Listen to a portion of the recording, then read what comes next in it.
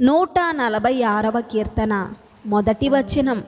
యెహోవాను స్తుతించుడి నా ప్రాణమా, యెహోవాను స్తుతింపుము. రెండవ వచనం. నా జీవిత కాలమంతయు నేను యెహోవాను స్తుతించెదను, నేను బ్రతుకు కాలమంతయు నా దేవుని కీర్తించెదను. మూడవ వచనం. రాజుల చేతనైనను నరుల చేతనైనను రక్షణ కలుగదు, వారిని నమ్ముకొనకుడి. నాలుగవ వచనం. వారి ప్రాణము వెడలిపోవును, వారు మంటిపాలగుదురు, వారి సంకల్పములు నాడే నశించును. ఐదవ వచనం. ఎవనికి యాకోబు దేవుడు సహాయుడగునో, ఎవడు తన దేవుడైన యెహోవా మీద ఆశ పెట్టుకొనునో వాడు ధన్యుడు. ఆరవ వచనం.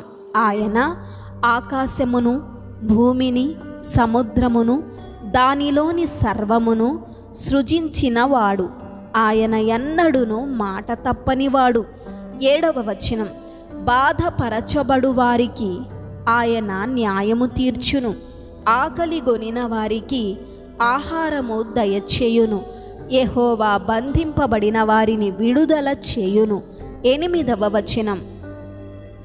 యెహోవా గ్రుడ్డివారి కన్నులు తెరవచేయువాడు, యెహోవా కృంగిన వారిని లేవనెత్తువాడు, యెహోవా నీతిమంతులను ప్రేమించువాడు.